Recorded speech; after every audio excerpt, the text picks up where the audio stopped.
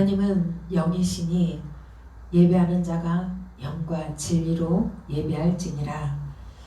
여호와를 의지하는 자는 시온 산이 흔들리지 아니하고 영원히 있음 같도다. 산들이 예루살렘을 두림과 같이 여호와께서 그의 백성을 지금부터 영원까지 두르시리로다. 악인의 규가 의인들의 땅에서는 그 권세를 누리지 못하리니 이는 의인들로 하여금 죄악에 손을 대지 아니하게 함이로다. 여호와여, 선한 자들과 마음이 정직한 자들에게 선대하소서. 자기의 굽은 길로 인도하는 자들은 여호와께서 죄를 범하는 자들과 함께 다니지 아니하시리로다. 이스라엘은 평강이 있을지어다. 아멘. 찬송 다 찬양하여라. 요 찬양 올려드립니다.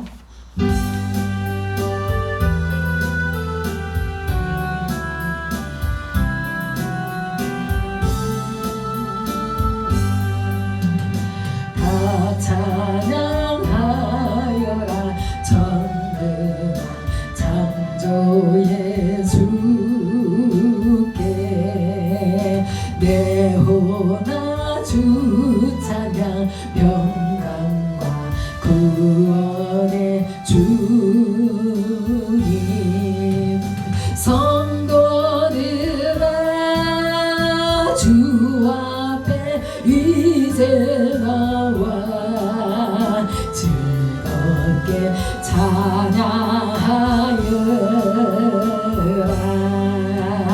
다 찬양하여라.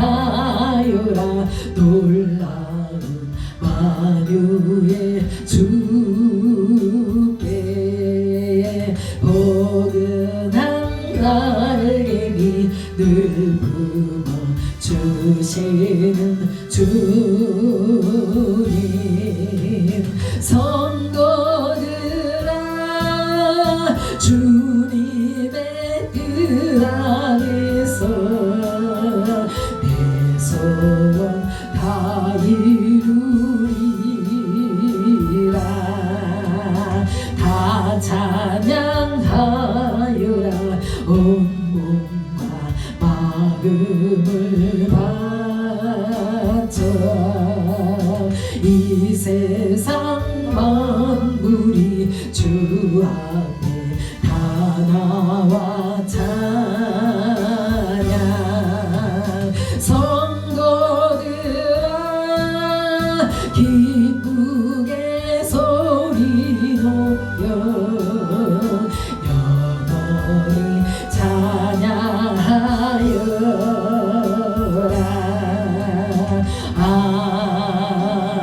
아멘. 사도신경으로 하나님 앞에 우리의 신앙 고백합니다.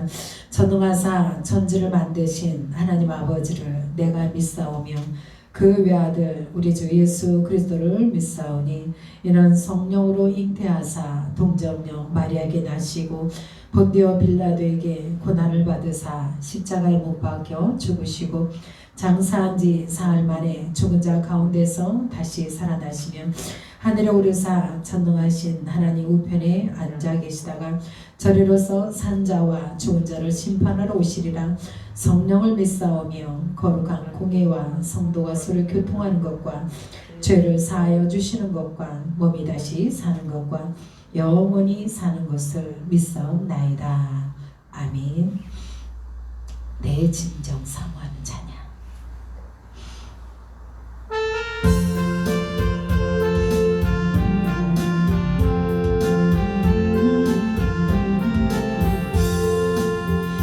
내 진정 사모하는 친구가 되시는 구주 예수님은 아름다워요.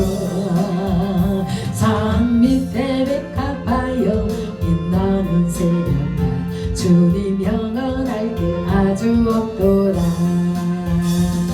내 마음이 아플 적에 그 위로 되시며 나의 위로를 좋은 친구 하네. 주는 저 산 밑에 백합 빛나는 새벽날 이 땅 위에 이길 것이 없도하네.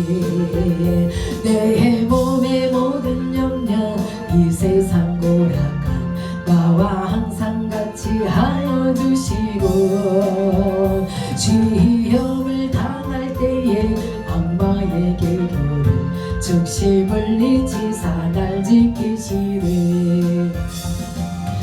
세상 날 버려도 주 예수 안 버려 끝까지 나를 돌아보시니 주는 저 산 밑에 백합 빛나는 새벽별 이 땅 위에 비길 것이 없도다 내 맘을 다하여서 주님을 따르며 길이 길이 나를 사랑하리 아멘 물불이 두렵지 않고 장검이 검었네 주는 높은 산성 내 방패시라 내 영혼 못 이시는 그 은혜 누리고 나 친히 주를 뵙기 원하네 주는 저 산 밑에 백합 빛나는 새벽별 이 땅 위에 비길 것이 없도다 아멘 우리 교동문 보십니다. 시편 37편 1절로 8절입니다. 교동문 교독합니다. 악을 행하는 자들 때문에 불평하지 말며 불의를 행하는 자들을 시기하지 말지어다. 그들은 흙과 같이 쏟기 배임을 당할 것이며 푸른 채소같이 세진할 것이미로다. 여호와를 의지하고 선을 행하라. 땅에 머무는 동안 그의 성실을 먹을 거리로 삼을지어다. 또 여호와를 기뻐하라. 그가 내 마음의 소원을 내게 이루어 주시리라. 내 길을 여호와께 맡기라. 그를 의지하면 그가 이루시고 내 의를 빛같이 나타내시며 내 공의를 정오의 빛같이 하시리로다. 여호와 앞에 잠잠하고 참고 기다리라. 자기 일이 형통하며 악한 길을 이루는 자 때문에 불평하지 말지어다. 다 같이요. 분을 그치고 노를 버리며 불평하지 말라. 오히려 악을 만들 뿐이라. 아멘. 오늘 예배를 위해서 제가 기도하겠습니다. 하나님 아버지, 주님의 한량없는 은혜와 사랑에 감사를 드립니다. 오늘도 아버지 복된 주일을 맞아서 하나님 앞에 예배할 수 있도록 인도하여 주신 그 은혜에 감사드립니다.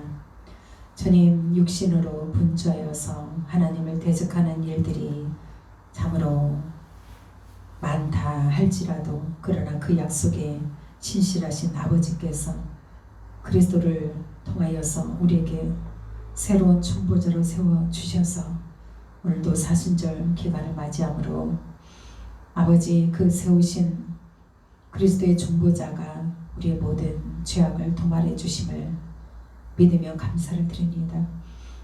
대대 영원토록 그리스도 안에 아버지 하나님을 찬송할 수 있는 은혜의 세기를 회복해 주셨사오니 주님께 감사를 드립니다.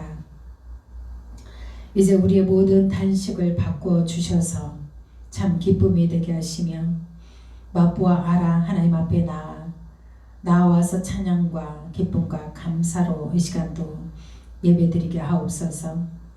주님의 기쁨을 우리가 참으로 후명하게 하시고 감사의 은혜를 그 감사함의 은혜를 더 간절히 사모하게 하여 주시옵소서. 예수님을 이 땅에 보내심은 하나님께서 창세전에 그리스도 예수 안에서 이뤄놓으신 그 모든 일들을 이루어 주셨고 완성하셔서 우리 심령 가운데에 영원한 나라, 영원한 생명으로 주시기 위함으로 아버지 그 십자가 사랑을 확증해 주셨습니다. 진리의 영으로 말미암아 오늘도 참으로 말씀이 믿음이 되어지도록 마음의 눈을 활짝 열어주시고 영적 귀를 열어 주시옵소서. 들을 수 있는 그 참 기름 부으심의 은혜가 임할 수 있기를 간절히 사모하고 원합니다. 세상의 많은 일들 속에 아버지 어지럽고 복잡한 일들을 하나님 우리가 들을 때마다 마음이 무겁고 불평이 나오고 원망이 나올 수밖에 없습니다. 그러한 것들을 인하여서 마음을 뺏겼던 마음이 다시 한번 이 예배 속에 새로워질 수 있도록 도우시고 오히려 나라와 안타까운 그들 심령과 많은 어려움 속에 아버지 허덕이는 그들을 향하여서 중보할 수 있는 심령들이 되게 하여 주시옵소서. 도리 아버지 원망 불평이 아니라 그들 연약함을 보게 하였다면 이제 중보로 기도해 줘야 되겠습니다. 기도하는 자리에 나아갈 수 있도록 도와주시옵소서. 주님의 핏값으로 이제 빚진 자 된 저희들은 그 사랑으로 말미암아 오히려 우리도 그 사랑을 나누어 줄 자리에 있어야 되겠사오니 많은 사랑을 흡족히 이 시간 누려서 아버지 나눠줄 수 있는 그런 아버지 영적 군사들이 될 수 있도록 주님 축복하여 주시옵소서. 모든 예배를 주의 성령께서 주장하여 주실 줄 믿사오와 우리를 원하신 예수 그리스도를 받들어 기도하옵나이다. 아멘. 말씀 보겠습니다. 로마서 1장 18절로 25절 말씀 보겠습니다. 로마서 1장 18절로 25절까지 우리가 함께 합독하시겠습니다.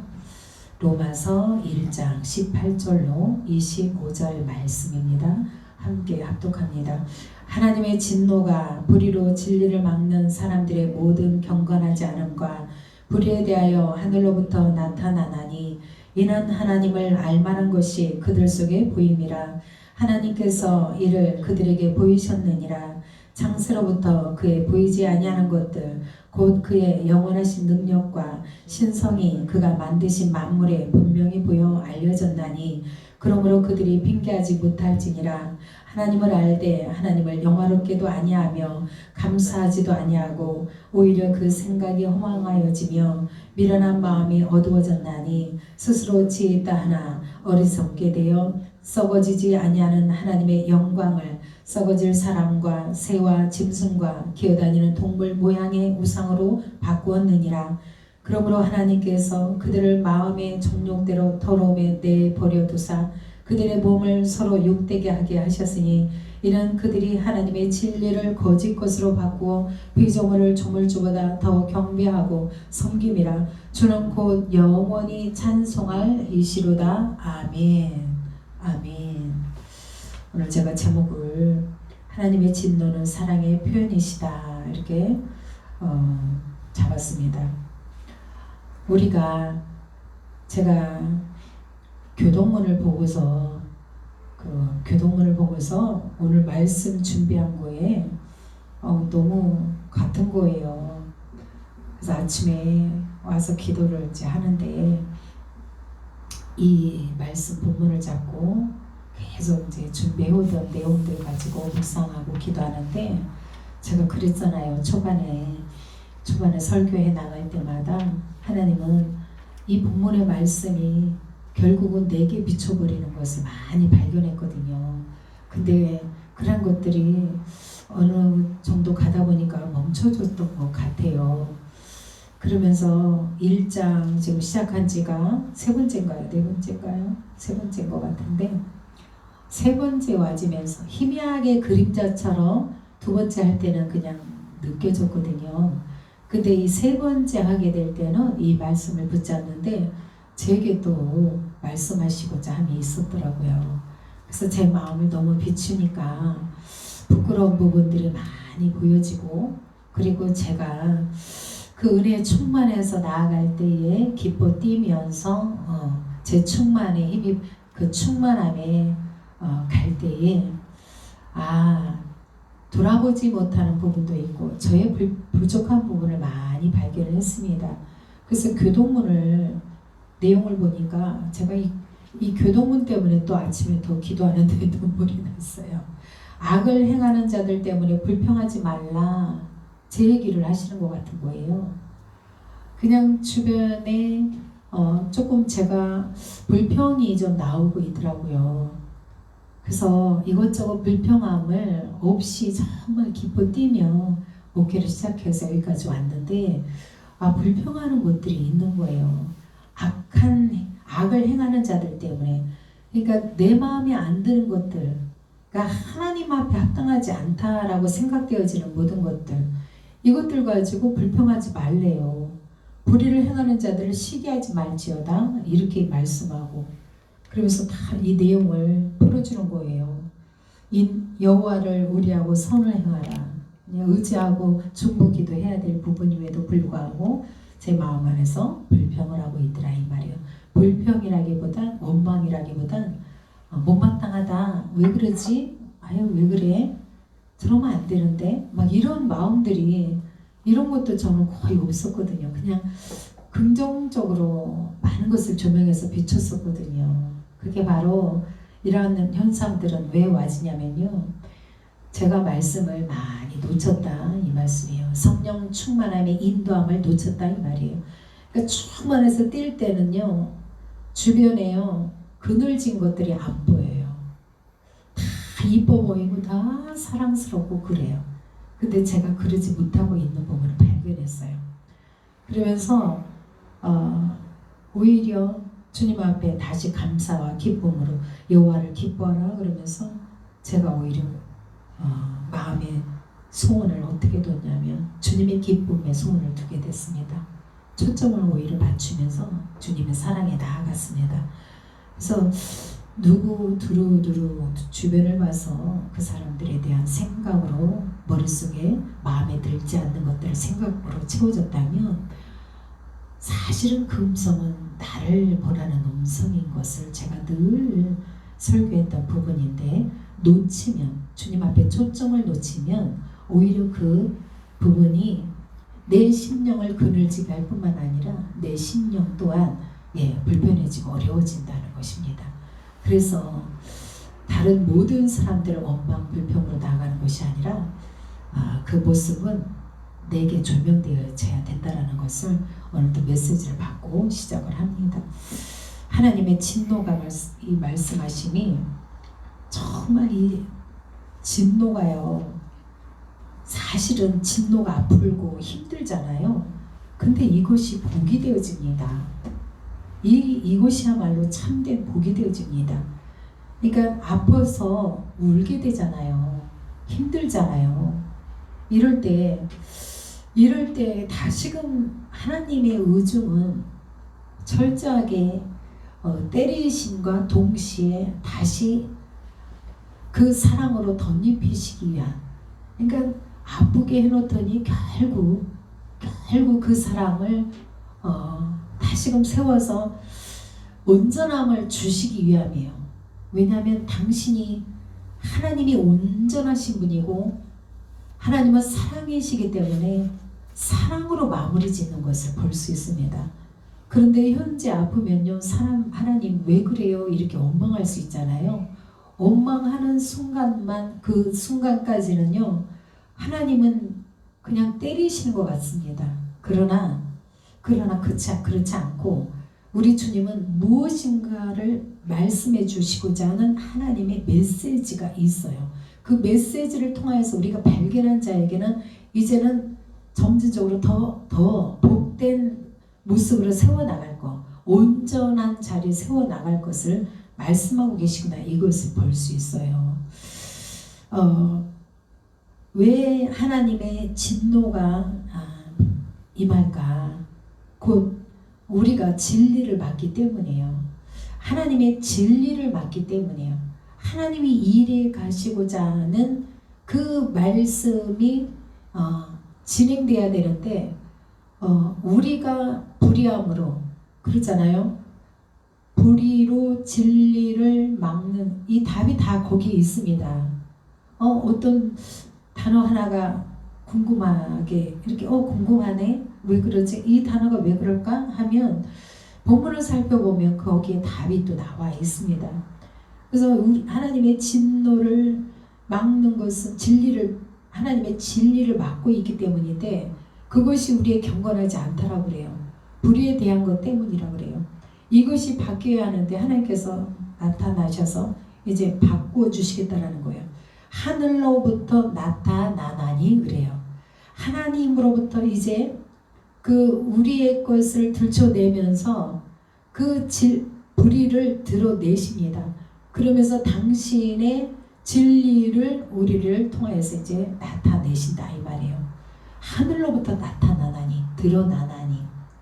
우리의 죄악이 드러날 때는 하나님의 빛이 비쳤을 때예요. 그 빛이 진리가 우리를 비춰버리면 드디어 죄악이 드러나게 됩니다. 요즘에 참 전주도 그렇고 전주만 해도 그 우리나라에도 굉장히 힘든 그 시간들이 많이 있었잖아요.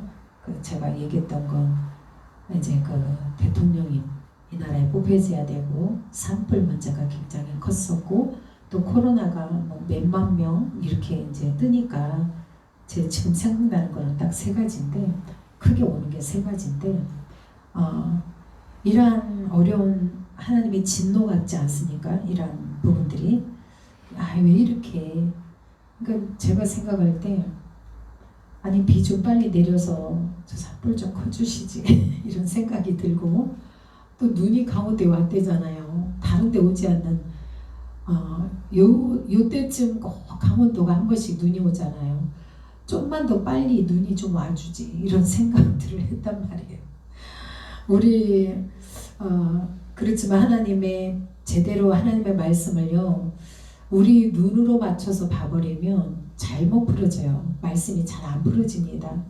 그래서 하나님의 진노를 쏟아 부으면 불의와 불경경이 드러나게 위한 하나님의 깨닫게 하기 위함이 있었다면 또 지나고 나서는 결국 우리를 살리기 위함인데 오직 주님만 왜 이 진노가 오느냐? 나 좀 바라보라 이 말이에요.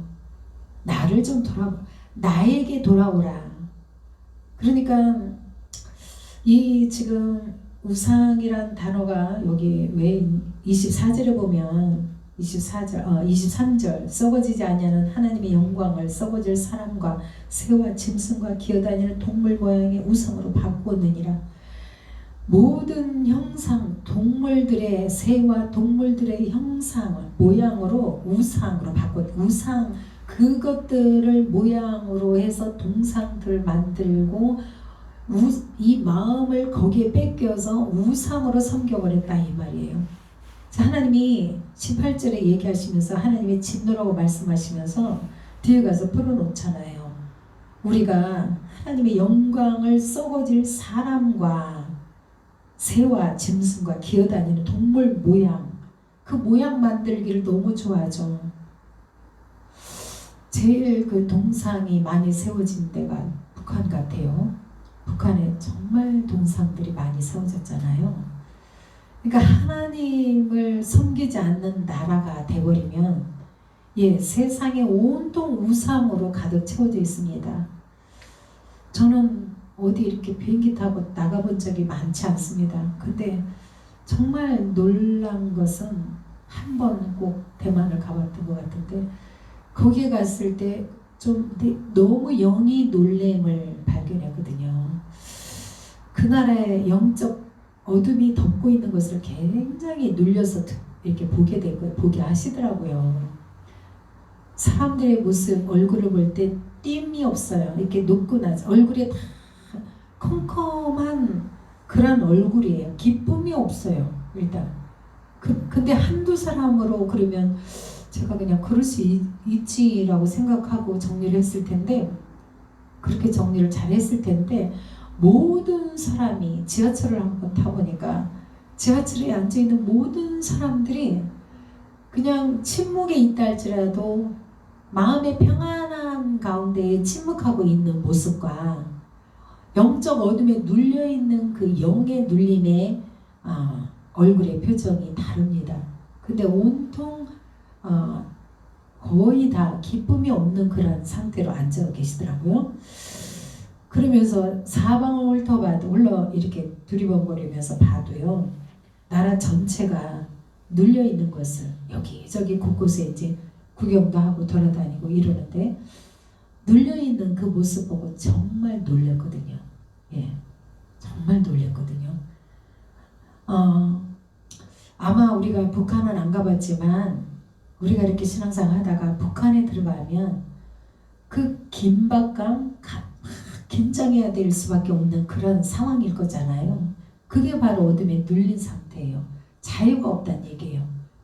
우리가 이런 신앙 안에서 우리 또한 이제 우리는 환경으로 인하여서 와진 것들은 자유를 누립니다. 얼마든지. 그런데 우리 안에서 마음 안에 우리 또한 우상이 없겠냐 이 말이에요. 이 말씀이 우상 섬기는 나라에만 적용되는 것이 아니라 우리 또한 믿는다 하면서 지금 이 성경책은 믿는 자들에게 보여주시고 우리에게 주신 말씀이에요. 근데 이 말씀이 어디로 비춰야 되냐면 우리 믿는 자들에게 비춰야 돼요. 근데 이 믿는 자의 심령 안을 들여다보니까 지금 그러니까 연예인들을 좋아하면 팬이 생기잖아요. 굉장한 팬이 생기죠. 그 또한 마음의 허망함으로 그들을 섬기고 있는 모습입니다. 우리가 어디에 마음을 두고 쏟고 살아가냐, 하나님은 지금 그 메시지하고 계신 겁니다. 그런 마음 안에 온통 이 땅에 썩어질 것이라고 육신적인 거 이러면서 하나님은 그런 것들의 마음을 뺏기지 말라고 로마서를 계속 말씀하고 계시는데, 우리가 쫓아가는 것들이 정말 너무 쏠려서 가는 것들이 우상이지 않습니까? 그리고 제일 요즘 들어서 제일 쉽게 다가오는 게 핸드폰이에요. 핸드폰. 이 핸드폰에 손에서 떨어지지 않는 게 핸드폰이잖아요. 그러다 보니까 끊임없이 생각과 마음을 거기에 쏟을 수밖에 없게끔 미혹하는 게 핸드폰이에요. 그렇다고 이게 나쁜 거냐? 좋은 건데 이 땅에 있는 모든 것이 썩어질 거라고 했지만 유익되는 게 다예요. 다 유익을 주는 거예요. 이 세상 만물의 모든 것들은 하나님은 우리에게 너무나 필요하기 때문에 주셨어요. 그럼에도 불구하고 문자적으로 겉에 표면적인 죄악은 이제 만물 창조해 놓으신 모든 모양을 가지고 우상 섬긴다라고 얘기를 하지만, 진짜 우상은 내 마음 안의 우상인 것을 발견해야 됩니다. 내 마음 안에서 우상이 무엇인가 하면 하나님보다 우선순위 하는 것들, 하나님을 온전히 초점 맞춰서 하나님 마음 안에 들어가고자 하는 마음들을 뺏겨버리면 이것 또한 우상인 거예요. 제가 이번 주는 정말 감사하게도 정말 말씀을 많이 들여다보게 하시더라고요. 끊임없이 말씀을 보게 하셨어요. 다시 돌이키게끔 하시는 그 은혜였습니다. 제가 정신없이 바쁘다 할지라도 제 손에서 말씀이 떠나지 않았고 입에서 말씀이 떠나지 않았었습니다. 그거를 제가 했기 때문에 당차게 담대함으로 선포를 해왔었습니다. 그런데 어느 순간 이 마음 안에 하나님보다도 더 우선순위가 되어버린 이 세상 어떠한 것들, 마음 뺏겼던 어떠한 것들을 저는 돌이키면서 회개를 하기 시작했습니다. 정말 이게 한번 이 내리막길은요 순식간이잖아요. 그저 신앙에 쌓아 올리고 올라왔던 이 영적 상태가 순식간에 내리막길을 치닫는 것을 볼 수 있습니다. 그래서 애쓰고 힘쓰미 다시 한번 말씀 들여다봄과 붙잡아야 됨을 간절히 간구하고 사모하면서 붙들기 시작했습니다. 이제 그래서 오늘 말씀을 좀 보겠습니다. 우리 욥기서 17장 7절에 보니까요. 욥기서 17장 7절에 보니까 내 눈은 근심 때문에 어두워지고 나의 온 지체는 그림자 같구나. 내 눈은 근심 때문에 어두워지고 내 온 지체는 그림자 같구나. 내 온 지체가 허상이 되어버렸구나. 허상. 온 지체가 염려하고 있으면 하나님으로 인하여서 실상인 그리스도로 살아가는 모습에는 늘 나의 모든 것이 이제 고백됩니다. 주님 앞에 나의 실상은 이제 그리스도로부터 살아가는 삶이 되겠습니다라고 고백할 수밖에 없는데, 근심과 염려로 인하여서 내가 어두워졌다 그래요. 눈이 어두워졌기 때문에 갈 바를 모르고 허덕이면서 가게 됩니다. 이게 이제 염려하다 보면 그 염려가 깊어지면 길을 찾기 힘듭니다. 눈이 어두워져서 길 찾기가 힘듭니다. 시편 6편 7절에 보니까 내 눈이 근심으로 말미암아 쇠하며 내 모든 대적으로 말미암아 어두워졌나니. 내 눈이 또 근심 염려하니까 눈이 쇠하여졌대요. 그러면 육적 눈을 통해서도 눈이 침침해지고 눈이 아파오고 이럴 때에 영적 눈도 가려졌음을 말씀하고 계십니다. 분명히 육신의 눈처럼 문자 표명 글자로 내 눈 그랬지만 결국 내 모든 대적으로 말미암아 내가 쇠하여지고 어두워졌다 이래요. 삶의 어둠과 나의 대적으로 다가오는 것은 나 때문이에요. 어려워진 이 어려워짐이 나의 근심으로 인해서 어두워졌대요. 시편 44편 18절에 보니까 19절인가 18절인가 그들이 알지도 못하고 깨닫지도 못함은 그들의 눈이 가려서 보지 못하며. 알지도 못하고 깨닫지도 못해. 왜 그런가? 그들의 눈이 가려서. 자, 눈이 가려질 수 있는 것은 왜? 이유는 가려진 이유가 뭔가?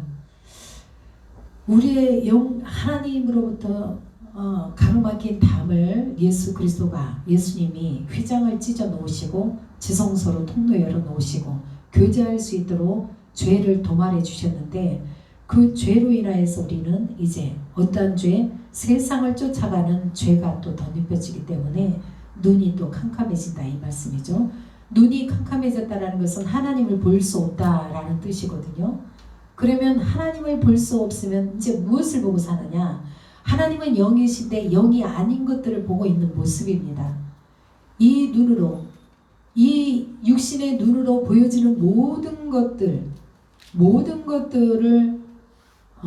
눈에 들어들어 볼 수 있는 그 자체가 그 모습이 하나님으로부터 볼 수 없는 눈, 그 가려짐이란 뜻이에요. 그래서 그들의 마음이 어두워져서 깨닫지 못함이니라. 그들의 마음이 어두워져서 깨닫지 못함이니라. 볼 수 없는 눈과 깨닫지 못한 이 상태가 마음이 어두워졌는데 그 마음이 어두워지면 세상을 쫓고 있기 때문이다 이 말씀이에요. 오늘 본문에서 21절에 마음이 어두워지면 미련함에서 오는데 미련함은 하나님을 경외하지 않은 데서 온다라고 말씀했습니다. 오늘 그 로마서 본문에 하나님을 알되 하나님을 영원하게도 아니하며 감사하지도 아니하고 오히려 그 생각이 허망하여지며 미련한 마음이 어두워졌나니. 미련함을 하나님을 경외하지 않는 데서 온다라고 얘기해요. 이 참 안타깝게도 육신의 미련한 자들을 볼 때도 그렇잖아요. 근데 하나님 편에서 지금 말씀하시는 미련함은 우리의 영적 미련함이에요. 시편 107편 17편에 보니까 미련한 자들은 그들의 죄악의 길을 따르고 그들의 악을 범하기 때문에 고난을 받는다라고 말씀하고 잠언 1장 7절에 보니까 여호와를 경외하는 것이 지식의 근본이오늘 미련한 자는 지혜와 훈계를 멸시하느니라 이렇게 말씀해요. 여호와를 경외하는 것이 지식의 근본인데 미련한 자는 지혜와 훈계를 멸시하느니라. 곧 이 지혜는 예수 그리스도를 뜻해요. 그리스도로부터 지혜가 나오기 때문에 그리스도를 알면 예수를 알면 진리를 깨닫게 되기 때문에 이 영적 눈이 밝아질 수밖에 없습니다. 잠언 8장 5절에 어리석은 자들아 너희는 명철할지니라. 미련한 자들아 너희는 마음이 밝을지니라.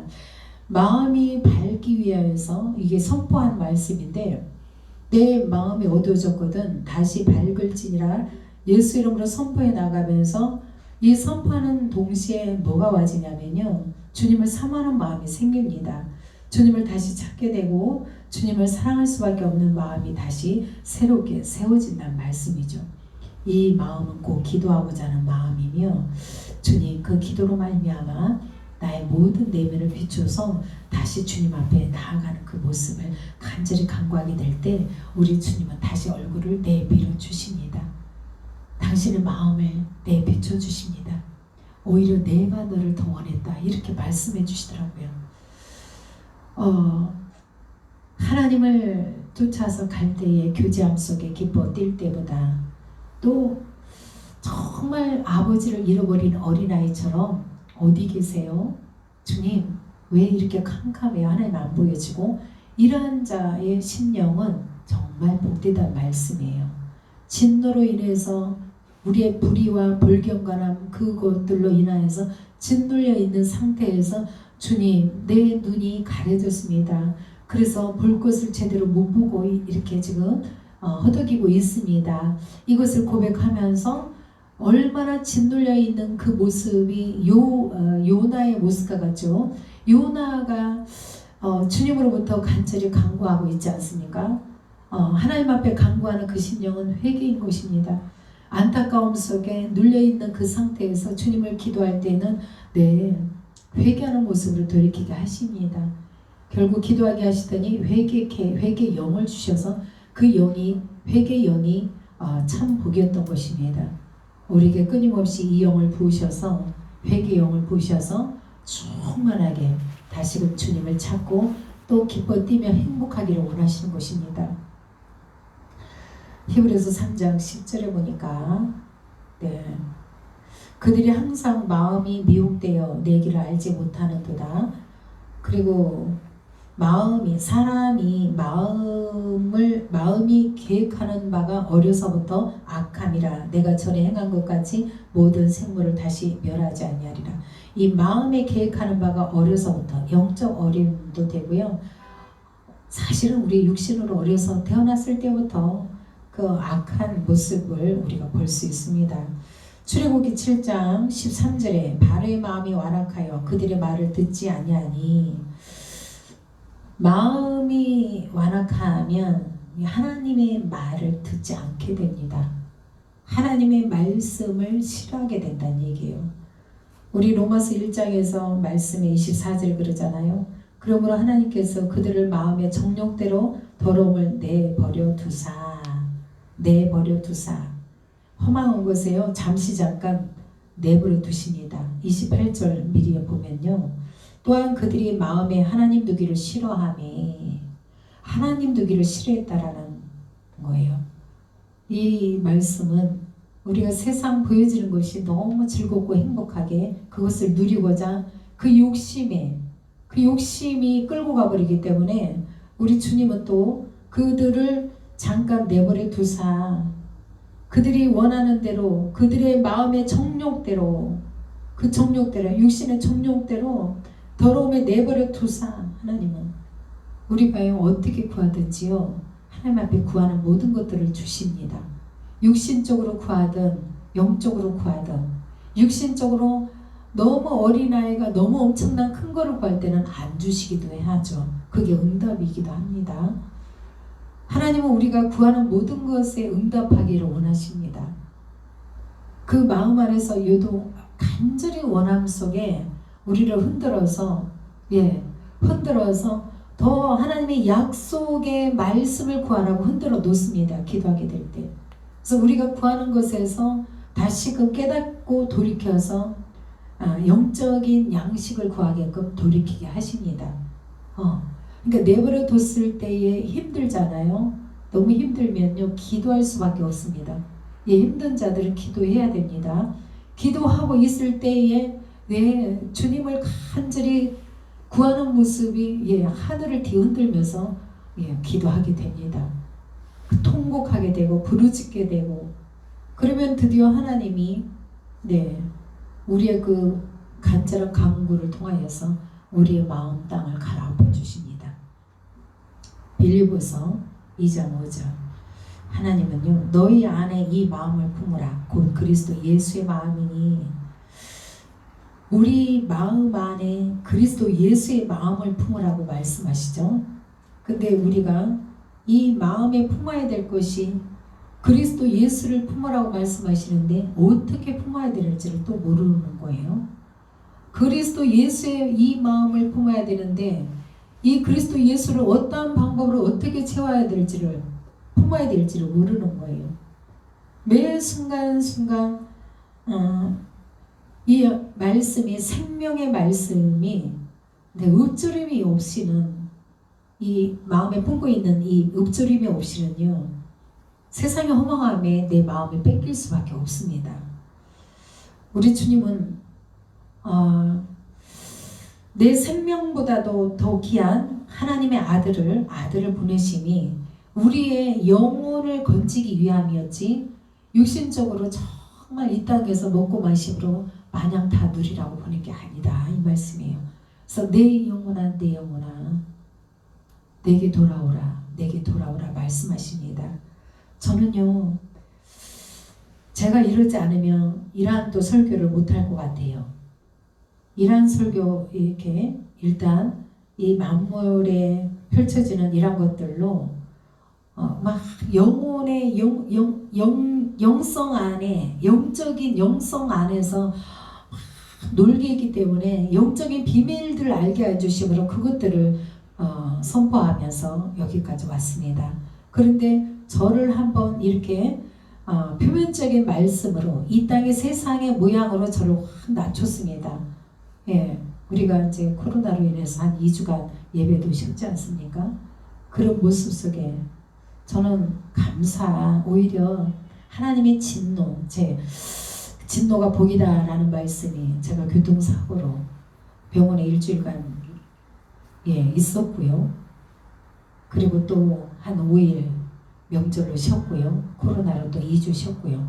거의 한 달이라고 말씀을 지난번에도 드렸는데 참으로 복된 시간이었습니다. 육신의 쉼이 영적인 거듭남을 다시 보여주신다라는 거예요. 다시 영의 충만으로 채워주시기 위한 하나님의 진노다, 이 말이에요. 그래서 어떠한 것이 와질 때에는 나를 깨닫게 하기 위함이구나로 정리하시는 게 맞습니다. 그러면서 그 모습에서 마냥 있으면 안 되겠죠. 돌이켰을 때의 복이지, 그 자리에서 내버려 있으면, 주저앉아 있으면 그건 하나님 앞에 복이 될 수 없습니다. 깨달으라고 침을 줬는데, 환난을 닦겠는데 그 환난 속에 원망만 하고 있는 모습에서는 절대 복이 올 수 없습니다. 깨닫는 복이 임해야 됩니다. 그러기 위해서는 기도해야 된다, 이 말씀이죠. 로마서 2장 20절에 보니까 율법에 있는 지식과 진리의 모본을 가진 자로서 어리석은 자의 교사다, 어린아이의 선생이라. 스스로 내가 지혜 있다고 주님을 찾지 않는 이 어리석은 마음을 주님은 드러내고 계십니다. 야고보서 4장 4절에 어떠한 게 간음인 여인인지 다시 말씀하십니다. 우리가 표면적으로 간음한 것도 간음이지만 주님은 말씀을 통해서 어떠한 게 간음인지 가르쳐 주시는데, 야고보서 4장 4절의 말씀이에요. 세상과 벗된 것이 하나님과 원수됨을 알지 못하느냐. 간음한 여인아. 야고보서 4장 4절 찾아보겠습니다. 말씀 보고 가겠습니다. 뒤에 있어요. 약자 써진 데 보시면 됩니다. 약자. 신약의 뒤편에 있습니다. 야고보서 4장. 페이지가 374페이지입니다. 제 성경으로 374페이지. 야고보서 4장 4절. 간음한 여인들아, 세상과 벗된 것이 하나님과 원수됨을 알지 못하느냐. 그런즉 누구든지 세상과 벗이 되고자 하는 자는 스스로 하나님과 원수되는 것이니라. 너희는 하나님이 우리 속에 거하게 하신 성령이 쉬게 하기까지 사모한다 하신 말씀을 헛된 줄로 생각하느냐. 그러나 더욱 큰 은혜를 주시나니. 그러나 이 간음을 영적 간음으로 지금 주님은 말씀하고 계십니다. 영적 간음, 세상과 벗됐을 때에 하나님과 원수됨을 간음이라고. 하나님을 나 몰라라 했을 때, 하나님의 얼굴을 외면했을 때에 간음했다고 그래요. 우리가 남편과 그리고 부부간에 한 사람이 외도를 할 때, 그죠? 남편을 등 돌리고 그리고 아내를 등 돌렸을 때 그렇잖아요. 간음했다라고 할 수 있잖아요. 하나님의 얼굴을 찾지 않으면, 하나님과 간절히 교제하고자 원하지 않고 하나님을 사랑하지 아니하면 그 모습은 세상과 벗대어 있다 이 말씀이에요. 세상 좋은데 많은 것도 먹고 마시고 누려야 되겠지만 너무 좋아하지 마십시오. 하나님과 원수되어 있습니다. 이런 말씀에 가슴을 치더라고요. 하나님 주님 내 주님 내 주님. 우리 저기 권철님은 제가 뭐라 그러면 그 확신이 와 있는 그 신앙 고백을 제가 듣거든요. 내 주님 이렇게 표현하더라고요. 너무 그 확신, 믿음의 구원의 확신에 그 내 주님 표현이 너무 저는 감사하더라고 좋더라고요. 그러니까 내 주님 항상 그 당당함이 있습니다. 거기서 더 치고 나가면 굉장한 에너지가 있겠죠. 내 주님, 그냥 우리 이렇게 얘기할 수도 있는데 내 주님, 그냥 나의 주님 이것도 아니야. 그냥 너무 밀접한 주님이고 내 주님, 내주하신 내 안에 계신 주님, 그렇게 고백할 수 있어야 되겠습니다. 요한일서 1장 8절에 그 뒤니까 좀 볼까요? 요자 찾으면 됩니다. 요한일서 1장 8절 한번 보겠습니다. 그 뒤에 보시면 됩니다. 요한일서 1장 8절. 만일 우리가 죄가 없다고 하면 스스로 속이고 또 진리가 우리 속에 있지 아니할 것이니라. 우리 죄가 없다고 말하면, 자, 주님이 이 죄도요 어떨 때 드러나냐면 그 위에 5절에 보면 빛으로 올 때요. 하나님이 빛을 비춰줬을 때에 내가 죄 있어요 고백을 하게 되지, 내가 죄가 없다라고 고백하는 것은 하나님의 은혜에 와지지 않았기 때문이에요. 하나님의 빛을 비추지 않았기 때문이에요. 5절에 우리가 그에게서 듣고 너에게 전하는 소식은 이것이니 곧 하나님은 빛이시라 그에게는 어둠이 조금도 없으시다는 것이니라. 만일 우리가 하나님과 사귐이 있다 하고 어둠에 행하면 거짓말을 하고 진리를 행하지 아니함이거니와 그가 빛 가운데 계신 것 같이 우리도 빛 가운데 행하면 우리가 서로 사귐이 있고 그 아들 예수의 피가 우리를 모든 죄에서 깨끗하게 하실 것이요. 자, 우리가 자백하면 이제 그 빛이 우리에게 올 것입니다. 9절. 만일 우리가 우리 죄를 자백하면 그는 미쁘시고 의로우사 우리 죄를 사하시며 우리를 모든 불의에서 깨끗하게 하실 것이요. 만일 우리가 범죄하지 아니했다 하면 하나님을 거짓말하는 이로 만드는 것이니 또한 그의 말씀이 우리 속에 있지 아니하니라. 자, 우리 속에 말씀이 있으면 우리가 죄를 자백하게 된단 말이에요. 빛이, 그것이 빛이에요. 예수 그리스도가 빛으로 오셨는데 그리스도의 말씀이 내게 비춰버리면 나는 죄인입니다. 내가 잘못하고 있음을 시인하게 되고 고백하게 되고 회개하게 되고 돌이키기까지 나아갑니다. 그러므로 주님과의 사귐 속에 한 주간을요 우리가 정말 이렇게 갈 수 있어야 되겠습니다. 그러니까 결론은 이 사귐이 있기 위해서는 지금 현재 상태에서 어떻게 해야 되느냐? 기도하자 이 말씀이에요. 기도해야 된다 이 말씀이에요. 기도합시다. 고린도전서 2장 14절에 육에 속한 사람은 하나님의 성령의 일들을 받지 아니하나니 육신에 속한 자는 육신에 속한 마음은 하나님의 성령의 일들을 받지 않으려고 해요. 지금 그 상태라면 이 말씀이 다시 와지기 위해서는 기도해야 된다 이 말씀이에요. 갈라디아서 6장 8절에 자기의 육체를 위하여 심는 자 육체로부터 썩어질 것을 거두고 자기의 육체를 위하여 심는 자 육체로부터 썩어질 것을 거두고 성령을 위하여 심는 자는 성령으로부터 영생을 거두리라. 베드로전서 1장 23절 너희가 거듭난 것은 썩어질 씨로 된 것이 아니요 살아있는 하나님의 말씀으로 되어졌다라고 말씀해요. 베드로후서 1장 4절에 썩어질 것을 피하여 신성한 성품에 참여하는 자가 되라는 말씀이 있고요. 우리가 본문의 말씀에서 24절에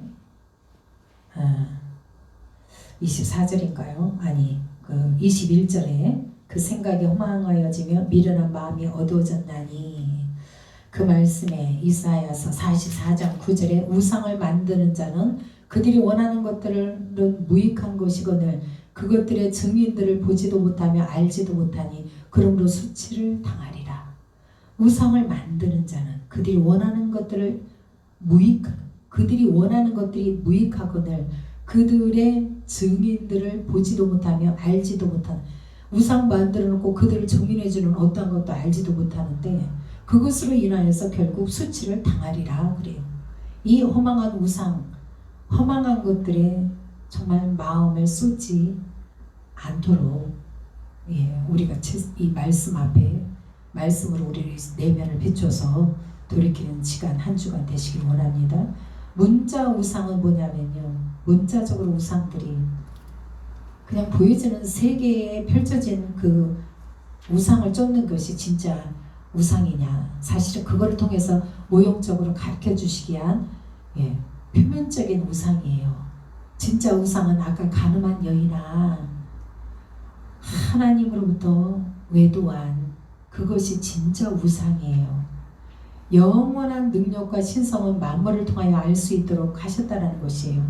그래서 핑계대지 못한다라는 것인데 하나님은 알면서도 감사하지 않게 돼요. 결국은 하나님을 우리가 믿게 됐어요. 믿음으로 말미암아 하나님을 알게 됐어요. 그러나 어느 것 쪽에 땅이 좌측이에요. 좌측에 너무 취해 있느냐, 우측에 하늘이에요. 하늘의 양식 취함이에요. 우측에 많이 하나님의 양식, 하나님의 말씀에 정말 하늘 영적인 것을 추구하고 사모하는 마음이 더 많이 와 있다면 그쪽에 치우쳐서 살아가겠죠. 그런 것들이 또 열매로 와지겠죠. 하늘의 열매로. 그러나 썩어질 것으로 우리가 거듭난 것은 썩어질 것으로 되지 않았거든요. 그런데 이 진리에 사수하지 않고 자꾸만 빼앗기게 됩니다. 디모데 전후서나 베드로 전후서에 말씀하는 그 인물들을 통해서 볼 때에 그들 또한 진리를 알았고 이제 성령이 임해서 성령이 인도함 받아 그 사역, 사도의 사역을 잘 감당하면서 정말 베드로의 마음의 안타까움을 볼 수가 있습니다. 사도 바울의 외침 속에 안타까움을 마음을 볼 수 있습니다. 그러면서 제가 베드로후서 1장에 이제 그 좀 메모를 막 하면서 보게 됐어요. 제 모습을 비추면서예요. 결국 누구가 아니라 내 모습 속에 저는 그 베드로가 간절히 주님 앞에 성도들을 향하여서 기도하는 모습을 보게 됩니다. 어떤 것으로 갈 때에 잘못되어졌구나를 캐치하고 바로 알고 있기 때문에 그 강구해 나가는 것을 볼 수 있습니다. 사도 바울은 또 고린도전서를 통하여서 그 안타까움으로 고린도 교인들아 이렇게 얘기하면서 은사로 말미암아 질서가 어지럽혀진 그러한 부분, 육적인 은사, 표면적인 육신의 낙고장 그쪽으로만 치우쳐 있는 자들 향하여서 어떻게 넘어야 되는지 갈라디아서를 통하여서도 이제 정말 하나님의 유업, 그 유업을 이길 자라는 것을 말씀해 주면서 겉과 안으로 나누면서 정확히 드러내 주고 있습니다. 겉성전을 쫓고자 하느냐 아니면 안에 내면의 성전을 세워가기를 원하느냐. 그래서 종의 신분으로 와진 하갈과 이스마엘을 통하여서 종의 신분을 얘기해요. 종살이 할 거냐, 육의 땅에 속해 있는 모든 것들을 쫓고 가면 종의 신분에 취해 있다, 아직 겉성전에 취해 있다 이 말씀이에요. 그러나 사라를 통하여서 약속하신 여자, 자유하는 여자를 통하여서 약속의 자녀를 줄 거야 했던 사라에게는 이제 자유함이 있어짐을 알게 하십니다. 그러나 이 땅에 보여지는 모든 것이 또 선하기 때문에 보여지는 모든 것이 악으로 받으면 악이지만 실상을 깨닫고 가기 위한 선의 하나님의 눈으로 바라보면 이 만물 또한 다 선합니다. 율법이 악하다고 볼 수 없습니다. 선함으로 우리 비춰서 다시 하나님의 뜻을 이루기 위한 이 만물 창조구나 다시 받아들일 수 있어야 됩니다. 제가 갈라디아서 5장 22절에 보면 성령의 9가지 열매가 있지 않습니까? 그 9가지 열매를 통하여서 저를 비춰봤습니다. 제가 그 은혜가 와졌다 해서 다 이루어진 건 아니더라 이 말씀이에요.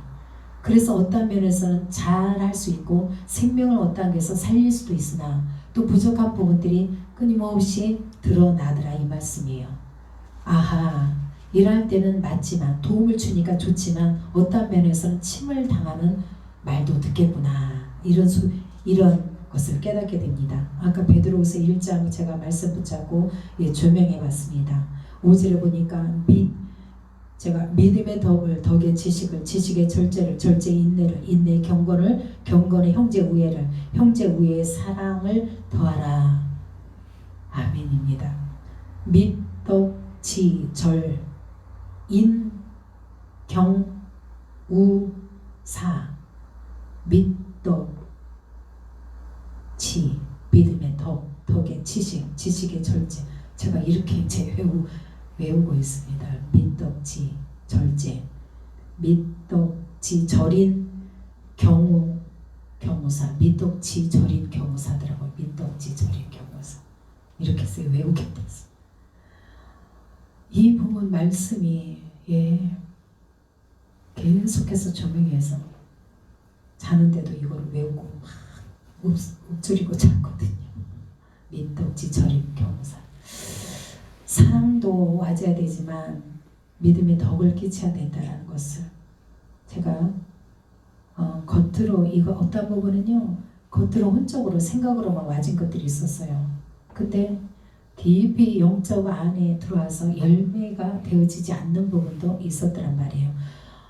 요한복음 11장 가서 그 말씀 보시고 마무리를 한번 지어보도록 하겠습니다. 요한복음 11장 마르다와 마리아의 내용이에요. 마르다의 모습과 마리아의 모습으로 다시 한번 우리의 어떤 것을 더 붙들어야 되는지, 어떤 인물을 우리가 붙들어야 되는지 보겠습니다. 여기에 제가 볼 때 11장 1절부터 예수님이 마리아가 분명히 지금 이 본문에는 마리아 1절 11장 1절에 마리아와 하면서 그 자매 마르다에 이렇게 시작돼요. 근데 둘 중에 언니가 누구예요? 언니가 분명히 마르다거든요. 근데 마리아가 먼저 소개돼요. 여기에 의미가 있죠. 근데 마르다는 언제 소개가 되냐면요 20절에 마르다는 하면서 그때 나와요. 마르다는. 그리고 2절에 이 마리아는 분명히 마리아와 마르다 두 인물을 끄집어 내줬는데 이 마리아를 소개할 때 어떤 내용으로 소개하느냐, 향유를 주께 붓고 해요. 향유는 성령을 뜻해요. 성령은 진리의 영으로 오신 성령이에요. 그러면 율법에 속해 있는 자가 아님을 알 수 있어요. 여기서 그죠? 향유를 주께 붓고 머리털로 주의 발을 닦던 자요. 그러니까 어떤 것을, 그러니까 마리아의 내면 안에 신앙 상태를 발견할 수 있습니다.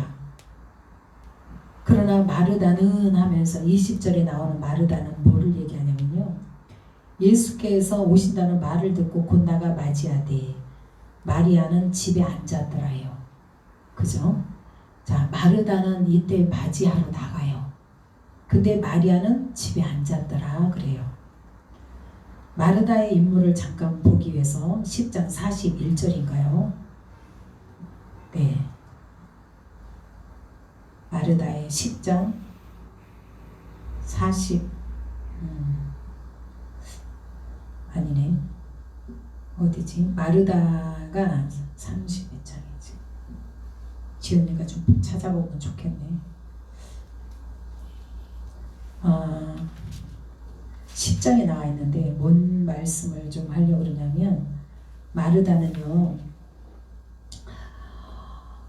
예수님의 마르다와 마리아가 있는데 마리아는 예수님의 말씀을 경청을 해요. 그런데 마르다는 이 분주함 속에 마음과 모든 것을 뺏기고 있습니다.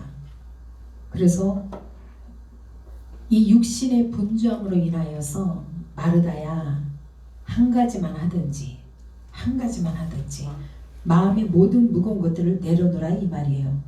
그러면서 마르다의 신앙 상태가 드러나고 있습니다. 우리에게도 이 마르다의 상태의 신앙은 어떠한 신앙 상태인지를 깨달아야 됩니다. 다시 11장, 요한복음 11장 어디로 넘어오냐면요. 24절에 잠깐 보겠습니다. 마르다가 이르되, 그러니까 23절에 무슨 말씀이에요? 내 오라비가 다시 살아나리라. 예수님이 말씀하잖아요. 내 오라비가 다시 살아나리라. 그러니까 이 말씀에 마르다가 답변을 해요. 마르다가 이르되 마지막 날 부활 때는 다시 살아날 줄을 내가 아나이다. 자, 무슨 차이예요? 마르다가 분명히 고백을 너무 멋있게 하잖아요. 그죠? 이게 그러나 어떤 것이 잘못된 부분이 무엇인지를 여기서 감지를 좀 캐치를 하셔야 됩니다. 마지막 날 부활 때는 다시 살아날 줄을 내가 아나이다. 아나이다. 알기만 하고 있는 지식의 마르다라는 거예요. 지식. 알고만 있으면 안 돼요. 아는 것과 믿는 것이 하나가 돼야 돼요. 그래야 그리스도의 머리까지 자라게 됩니다. 알고만 있으면 율법 신앙이에요. 땅에 속한 것들로 안다라는 거예요. 그냥 듣긴 들었어요. 근데 이것이 부활 신앙으로 확증되지 않으면 이것을 우리 모두 많은 분들이 이런 마르다 신앙을 갖고 있습니다. 그래서 이것을 깊이 믿어지도록 묵상, 되새김질, 정말 나는 부활이요. 25절에 예수께서 이르시되 나는 부활이요 생명이니 나를 믿는 자는 죽어도 살겠고 무릇 살아서 나를 믿는 자는 영원히 죽지 아니하리니 이것을 내가 믿느냐? 예수님이 안다고 하니까 믿느냐? 믿음을 요구하시죠. 믿어야 돼. 알고만 있으면 안 돼. 마르다야, 믿어야 돼. 근데 20절에는 마리아는 집에 앉았더라. 예, 앉았더라 쉼을 뜻해요. 마리아는 부활 신앙으로 와 있습니다. 왜? 향유를 준비했기 때문에. 물론 문자적으로 보면 결혼 지참금이에요. 향유가 굉장히 비싼 향유이기 때문에 결혼 지참금으로 준비해야 될 것입니다. 그러나 저는 성령으로 풉니다. 그리고 진리의 양식 가진 자다 이 말씀이에요. 성령이 내주하고 계신다 이 말씀이에요. 성령은 진리의 영이거든요. 진리의 말씀을 품고 있는 자가 마리아예요. 그러나 마르다는 지식적으로만 와진 신앙인 것을 알 수 있습니다. 알기만 하지 그러기 때문에 아나이다 고백하는데 예수님이 거기다 대고 다시 말씀을 풀어주고 있잖아요. 나는 부활이요 생명이니 나를 믿는 자는 죽어도 살겠고 무릇 살아서 나를 믿는 자는 영원히 죽지 아니하리니 이것을 내가 믿느냐? 이 부활 신앙을 믿느냐? 우리가 부활이 예수님 우리가 죽어서 가는 부활로 말씀하시지 않잖아요. 무릇 살아서예요. 이 땅에 지금 살고 있으면서 나를 믿는 자는 영원히 죽지 아니하리라를 믿을 수 있겠더냐. 내 안에 지금 신앙생활 해나가면서 이 믿음이 부활이 이미 와진 것을 믿어야 되는데 이게 믿어지더냐 이 말씀이에요. 우리가 과연 마르다의 신앙을 지금 쫓고 있는지 아니면 마리아의 신앙인지 조명할 수 있어야 됩니다. 마리아 신앙이면 이 땅에 살면서 부활을 누리고 있는 상태예요. 진리의 영, 향유를 깨뜨릴 수 있는 그 엄청난 비싼 향유를요 깨뜨릴 수가 있다는 얘기예요. 무엇이든지 주님 앞에 내어드릴 수가 있게 됩니다. 하나님의 성전 그 장막에 거할 자 누구뇨? 하나님의 사람들이 함께 그 장막에 거한 자가 그 모든 것을 깨뜨려 갈 수 있고 여자와 더럽혀지지 아니한 자 그러한 자는 어린 양이 어디로 인도하든지 따라가는 자다 말씀이에요. 여자와 더럽혀지지 아니한다. 진리 차원에 넘어왔다 이 말이에요. 가늠하는 여인아 그 가늠하고 있는 상태가 아니고 세상을 두리번거리고 있는 상태가 아니고 여러분 또한 여러분을 포함해서 저 또한 좀 더 깊이 주님 앞에 말씀에 묵상하는 한 주간 되시고요. 기도하는 예, 기도를 간절히 하십시오. 묵상 들어가십시오. 이 부활 신앙이 와지도록 주님 앞에 질문하고 또 질문하십시오. 살면서 이 세상 신앙생활 하면서 내게 부활된 신앙이 와져 있는지, 그렇다면 와진 자면 참 자유와 참 기쁨이 마음껏 펼쳐져야 됩니다. 그러한 자에게 우리 주님은 성령의 9가지 열매가 하나하나 주렁주렁 맺어갈 줄 믿습니다. 모두가 다 이러한 신앙이 되시기를 주의 이름으로 축원합니다.